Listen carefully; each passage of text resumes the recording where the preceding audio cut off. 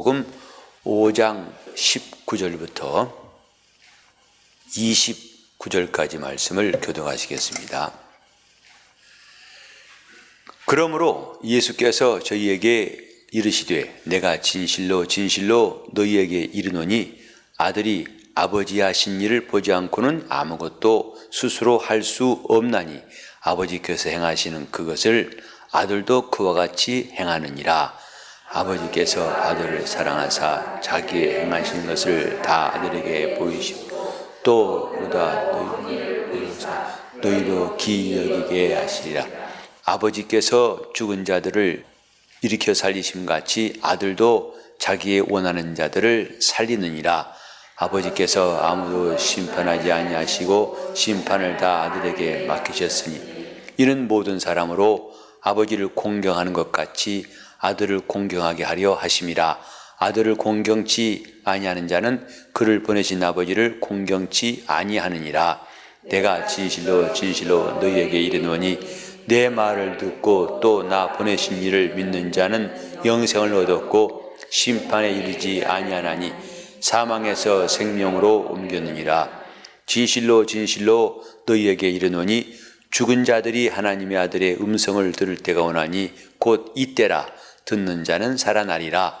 아버지께서 자기 속에 생명이 있음 같이 아들에게도 생명을 주어 그 속에 있게 하셨고 또 인자됨을 인하여 심판하는 권세를 주셨느니라.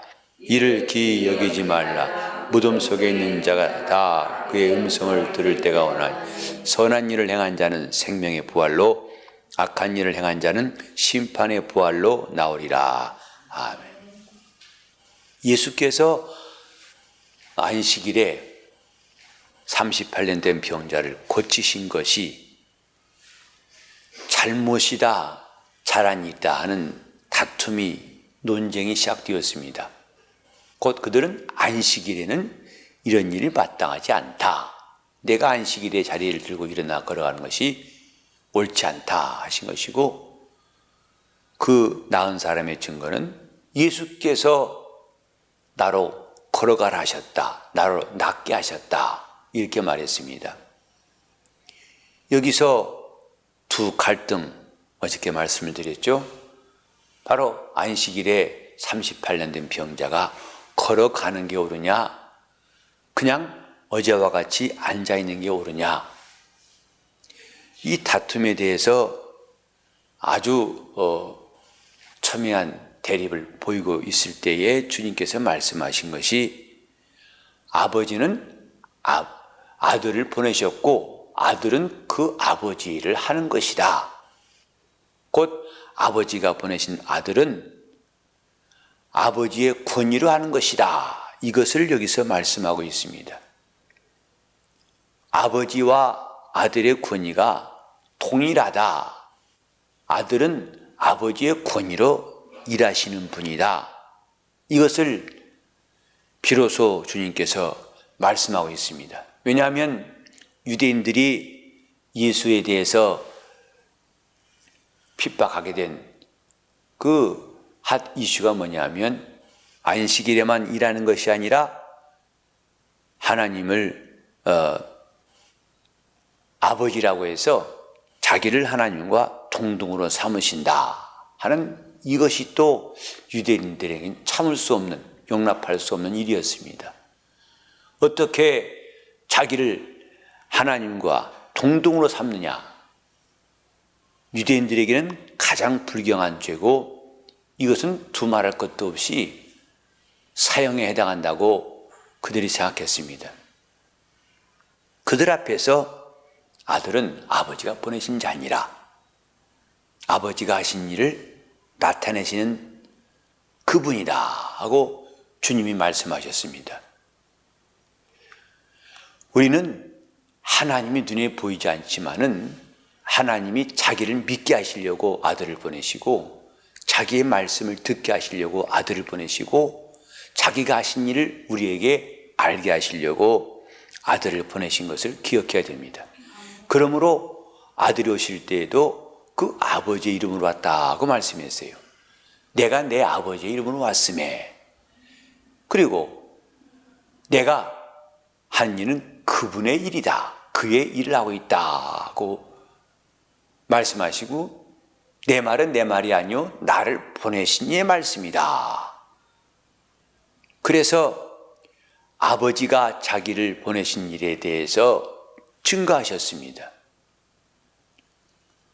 그 일에 대하여 우리에게는 내 말을 듣고 나 보내신 이를 믿어야 한다고 24절에 말씀했어요.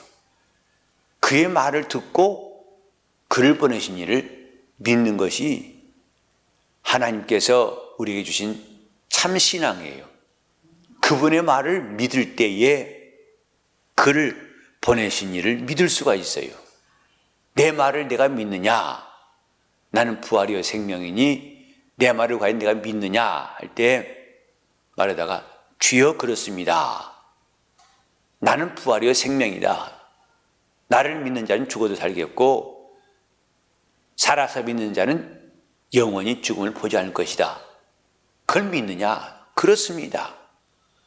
이렇게 주님이 하신 말씀을 믿는 자들이 결국 하나님을 믿는 자라고 주님은 인정하신 겁니다. 저와 여러분이 예수 그리스도 이름을 믿어야 할 이유가 바로 여기 있습니다. 우리는 그를 믿음으로써 그를 보내신 아버지를 우리가 인정하게 되고, 그러므로 그가 아들을 보내신 뜻을 우리가 환영하게 되는 겁니다. 아버지는 이렇게 우리를 사랑하시고 이토록 우리를 건지시는 분, 우리를 도우시는 분이라는 것을 인정하게 됩니다. 예수께서도 하나님을 믿는다면 또 나를 믿어라. 요한복음 14장 1절에도 그렇게 말씀했습니다. 주님을 과연 어떤 분으로 아느냐? 유대인들은 예수를 나사렛 사람 이상으로 알지 않습니다. 그렇기 때문에 예수가 하신 말씀이 턱없이 엉터리 같고 말도 안 되는 일이었습니다. 그러나 예수께서 하신 말씀은 나는 아버지가 보내신 자다. 나를 보내신 이는 내 아버지시다. 너희는 그분을 보지 못했을지라도 나는 그를 보았느니라. 계속 30절 이하에서도 주님의 말씀은 이것에 대한 것입니다. 나를 믿는 자가 아버지를 알 수 있다. 영생은 유일하신 참 하나님과 그의 보내신 자 예수 그리스도를 아는 것이다 라고 말씀했습니다. 예수를 누구라 보느냐? 너는 예수를 누구라 하느냐? 이것은 우리 신앙의 중요한 핵심이에요. 그를 누구라고 시인하느냐? 여러분도 잘 아시는 바에 베드로는 주는 그리스도시요 살아계신 하나님의 아들이십니다 라고 고백했어요. 그때 주님이 그의 말을 매우 기뻐하신 겁니다. 바요나 시몬아 네가 복이 있도다. 이를 네게 알게 하니는 혈육이 아니요 하늘에 계신 내 아버지시니라. 내 아버지시니라. 곧 예수를 향하여 하나님의 아들이라고 고백할 수 있는 것은 사람이 할 수 있는 방법도 아니고 지혜도 아닙니다. 아버지, 내 하늘에 계신 내 아버지가 이를 네게 알게 하셨느니라. 마태복음 11장 26절 이하에도 아버지 외에는 아들을 아는 자가 없다고만 했습니다. 또 아들과 아들의 소원대로 계시를 받은 자 외에는 아버지를 아는 자가 없습니다 라고 주님 말씀하셨어요. 눈앞에 있는 예수를 과연 하나님의 아들이라고 시인하는 것이 정당한 일인가? 가능한 일인가? 이것은 대단히 중요한 문제이고 또 그 당시에도 뜨거운 논쟁이었습니다. 어떻게 예수를 하나님의 아들이 알 수 있느냐? 저가 나사렛 사람인데 어떻게 하나님의 아들이 알 수 있느냐? 우리 신앙은 이 둘 가운데의 선택, 과연 그를 나사렛 사람이라 부를 것인지 하나님의 아들이라 부를 것인지 여기에 선택이 있습니다. 그가 등하신 일을 행함으로써 자신을 보내신 이가 아버지라고 증거하셨고 또 그의 권세를 곧 심판하는 권세를 자신이 다 얻은 것을 통해서 아버지가 보내신 자라는 것을 증거하셨고 그 다음에 더 이후에 나가면 지금 너희들이 본 것보다 더 큰 일을 너에게 보이심으로 또 이 일을 증거하실 것이다 하고 말씀했습니다. 우리 속에는 과연 그분은 하나님의 아들이시다는 고백이 점점 더 큰 소리로 나와야 됩니다. 우리가 신앙생활을 할수록 과연 예수는 하나님의 아들이시다, 과연 하나님의 아들이시다, 그 소리가 증폭되고 이 마이크를 통해서 스피커로 소리가 증폭되어 나가듯이 우리는 예수가 하나님의 아들이시란 고백이 점점 더 증폭될 수 있도록, 그것이 우리 영적 생활입니다. 예수를 처음 믿을 때는 오히려 소리가 크더니 점점 나중에는 소리가 줄고, 그 다음에 열심히 있더니 열심히 줄어간 일들을 종종 보게 됩니다만은 이는 안타까운 일이에요. 오히려 우리는 점점 더 예수는 하나님의 아들이시다, 예수는 하나님의 아들이시다. 그래서 우리가 이 땅을 떠날 때는 그렇게 예수가 하나님의 아들이시라는 고백이 절정을 이루어 떠나는 것, 이것이 성도의 삶입니다. 예수는 하나님의 아들이시다. 내 영혼에 동굴에서 큰 소리가 울리는 것처럼 내 영혼에서 울리는 그 소리가 다른 사람의 영혼에도 울릴 수 있도록 그가 하나님의 아들이시라는 사실을 우리 삶을 통해서, 우리 일생을 통해서 증가할 수 있는 것, 이것이 참으로 저와 여러분에게 주어진 귀중한 사명입니다. 예수는 하나님의 아들이시다. 그는 하나님의 아들이시다. 그저 아슬아슬하게 고백하는 것이 아니라 여기를 보고 저기를 보고 이 일을 하고 저 일을 해봐도 역시 여기를 가든 저기를 가든 어제든 오늘이나 또 평생 살아봐도 과연 예수님은 하나님의 아들이시다.